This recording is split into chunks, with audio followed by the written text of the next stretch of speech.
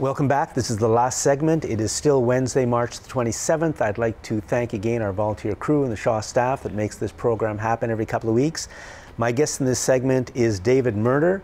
David is running for the Green Party in the upcoming federal election this October in Esquimalt-Saanich-Sooke. So, David, why are you running for the Green Party in Esquimalt-Saanich-Sooke? I believe that climate change is a real issue. I believe the scientists who say we don't have much time to deal with it, and that really it's a climate crisis. And it's clear to me that the Green Party has been most consistent and the most serious party in terms of addressing this climate crisis. I've also worked in government for 28 years, and I've seen how hard it is to get governments to shift and do the right thing. And so I believe I could probably make a contribution. Elizabeth May's been in the House of Commons for many years fighting all alone, and she needs some help. So those are some of the reasons that I'm running for the Green Party. Okay. Well, of the party leaders, I would certainly put Elizabeth May at the top. Mm-hmm. What is the NDP's position on, for example, one of the big issues here in BC right now is this liquefied natural gas that the provincial government is pushing through. What is the NDP's position federally on that, if you know? Jagmeet Singh has been very clear. He supports fracking in the Northeast and the LNG pipeline, which is really surprising. And I think I'm hearing on the doorsteps, and there are a lot of NDP folks in my riding of Esquimalt-Saanich-Sooke who are saying they're coming over to the Greens. They have given up on the NDP in terms of its environmental platform. Jagmeet Singh was, I think, one of the last leadership candidates in the NDP race to come out against Kinder Morgan pipeline. And people are just concerned. You look at Site C, you look at support for fracking in the Northeast, you look at all these policies that the NDP, both provincially and federally, have taken that are really detrimental to our climate and will contribute massively to global warming. And I think this is going to help people like me who are running in British Columbia for the Green Party.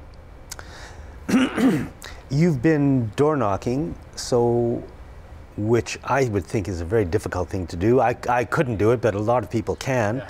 I'm glad you can. What are the issues that people are talking about? People are very surprised about climate change. I was out this afternoon knocking on doors, and elderly grandmother, Graciela was her name, was saying, we have to do this for my kids and my grandkids, and she was quite passionate about climate action, so we're hearing a lot about that. Another big thing we're hearing is disappointment around SNC-Lavalin, the scandal in Ottawa right now, and how the Trudeau government seems to have lost its way in terms of basic ethical conduct.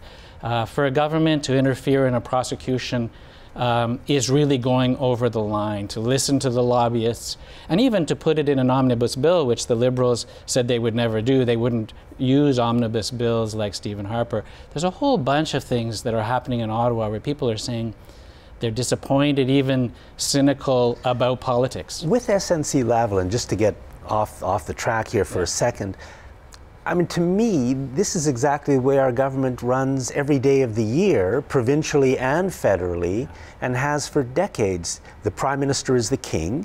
Any cabinet minister who doesn't do what the Prime Minister wants on any issue is removed. Yeah. I'm not sure why this has been made such a big issue by the media, but you've been in government, you're in politics. Yeah. I mean, is what happened here any different than the way the government works every day of the year? You know, it is different. I worked at the Department of Justice in Ottawa and in the Privy Council office, actually, and the clerk of the Privy Council just resigned last week. And rightly so, because there are some bright lines. Everyone knows you do not try and interfere for political reasons in a criminal prosecution. That's a bright line. People know that that's wrong. And for that to have happened here, I think Jody Wilson-Raybould's testimony was very clear, very compelling, and it's clear that Justin Trudeau and the Prime Minister's office have really crossed the line, and it's shocking. And I think a lot of people on the doorsteps are saying that. Okay. Let's just talk about economic issues for a minute. What is, I mean, to me, the economy is a nightmare. Yeah. Just because it seems to be all built on debt and I'm not sure what else. What's the Green Party plan for the economy? Well, the Green Party is saying we need an economy that gets off fossil fuels. We need to electrify with renewable electricity our economy. We need an east-west grid, an electrical grid from coast to coast so that we can get off fossil fuels. And we also need to look at retrofitting and sort of repairing the damage that's already being done now by climate change. And so we're talking about a lot of things that involve new jobs. We're talking about solar, geothermal, and new ways of generating power that don't require fossil fuels. We're saying let's move our transportation system onto electric vehicles and do this as quickly as we can, because the scientists are saying we only have 10 to 12 years at most before climate change is irreversible. It may already be irreversible, as you know. Some people are saying that. Regarding electric cars, I don't think we can afford electric cars. I think we have to move past electric cars back to public transit. Public transit is critical. It really is. And if we can electrify our public transit as well, battery technology is evolving. The cost of these batteries is coming down. You're right. Most people can't afford electric vehicles. I can't. But the costs are coming down and we're moving in the right direction. And I think that public transit is critical. And on South Vancouver Island, where I live, it's constant gridlock. You know, rush hour now is lasting 2 hours in the morning, 2 hours in the afternoon. And compared to the Lower Mainland, that's not bad. So we really need to do something about public transit. Do you have a position on the ENN? Yes, I'm a supporter of the ENN railway. I think that moving people out of cars and into public transit like that makes a lot of sense. I would say start where traffic is densest, you know, between Langford and Esquimalt, and let's do what we can. Also, we should be thinking about reviving the Blue Boat Ferry from Colwood to the base in Esquimalt, and I like this new proposal which says we could take a ferry actually right downtown. So getting people out of their cars and onto public transit, either by rail or by water, I like these ideas. Okay. Let's talk a little bit about democracy. To me, I mean, what government is supposed to be doing is making sure people have good information about important issues, finding out what we want, doing focus groups and citizens' assemblies and things like that.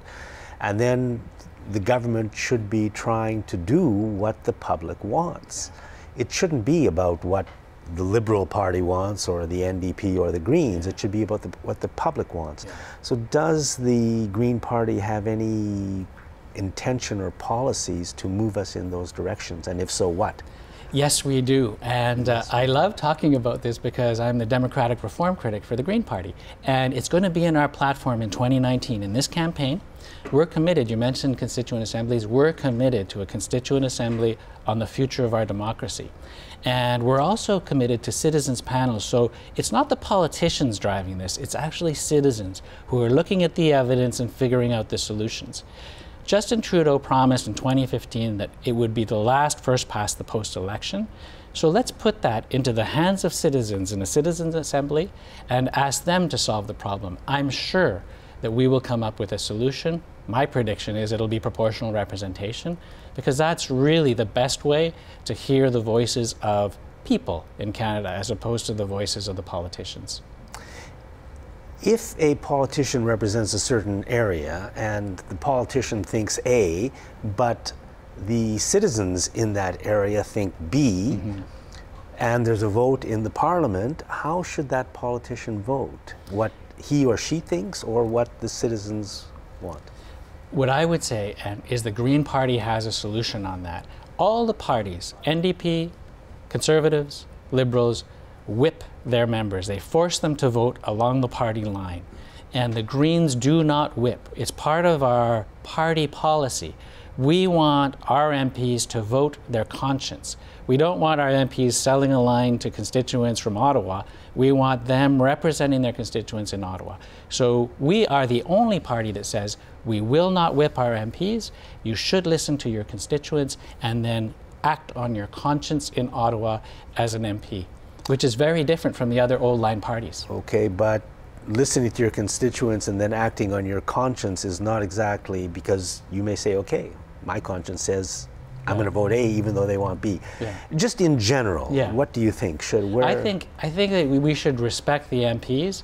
If they hear a debate in the House of Commons and they're convinced by the evidence, if they're on a committee and they hear good evidence that says we should do this, and they believe it's the right thing to do, let's free our MPs to do the right thing. Right now, in the old line parties, they have to put their party first. They toe the line, right? It's something that's not talked about that much, and yet it's one of the most important things in our society. It's one of the ways that we're ruled is through the parties controlling the MPs that we elect, who cannot represent us, because if they do, their career is finished. It's ridiculous. I'm sure there were Liberal MPs who were saying, we promised to deliver on electoral reform, but they were whipped to vote against it, and it never happened, right? Right now, if I want to get the nomination for a party, the leader of that party has to sign my nomination papers. That means that they control who the nominee can be, not the local residents, but the party leader. And the party leader has the power to remove any MLA or any MP at any point in time by simply not signing or pushing them out. What's the Green Party's position on things like that? Pierre Trudeau was the Prime Minister when they brought in the amendment to the Canada Elections Act to make that happen. Right. And we're saying we should change the Canada Elections Act, reverse that policy. We should not be putting so much power into the hands of party leaders. And it should be up to the constituency associations in the ridings to decide who their candidate should be. So that's our policy. I think you see in the United Kingdom how a party that has freer MPs can really hold its leadership accountable, and unfortunately in Canada it doesn't work that way. You saw it on the SNC-Lavalin scandal. When the Prime Minister's office starts calling up, people start saluting. Good for Jody Wilson-Raybould that she didn't do that. She abided by the law and protected the prosecutors. But the power of the Prime Minister's office is a real problem, and part of it is that point you make about the Canada Elections Act and signing off on members of Parliament. Do you want to talk for a moment about Prince Edward Island? Yes, I'd be delighted to. Prince Edward Island is going to have a provincial election in April, and the Greens are 10 percentage points ahead. PEI has never elected a Green government. Nobody has ever elected a Green government. It's always gone back and forth between the Conservatives and the Liberals. It's unbelievable. It is unbelievable. I was campaigning in New Brunswick for a Green Party candidate last summer, and somebody said to me, "This riding has been Liberal ever since Noah came ashore." And you often hear in the Atlantic provinces, it's either Liberal or Conservative, right? Yeah, but this time the Greens might actually win. It's unbelievable. It is unbelievable. And if that happens, it's going to help us nationally as well. Yeah, yeah. Well, it would be nice to have something different anyways, you know, and we hope for the best. Do you want to we've only got a minute left. Do you want to talk about environmental issues or anything you want to finish with? Environmental issues are really the key issue in this campaign, and we're seeing it globally. We're seeing it here on the front steps of the legislature in BC with the climate strikers, all these young people. I have 10 and 12-year-olds knocking on doors with me because they're saying we have to take action now. It's an urgent issue, and the 2019 election is going to be critical to this. If we can send more Green voices to Ottawa to say fracking in the Northeast is wrong, unlike what the NDP is saying, to say you need a climate plan, unlike what the Conservatives are doing, no climate plan with the Conservatives. And the other thing is, don't say one thing before the election and do the opposite after the election. And that's what the Liberals have done with all their promises, so many broken promises. So we're saying, try something new, try the Green Party, because we are different and we'll make a difference in Ottawa. David Merner, thank you very much. Thank you. Yeah. And thank you for watching this segment of Citizens Forum.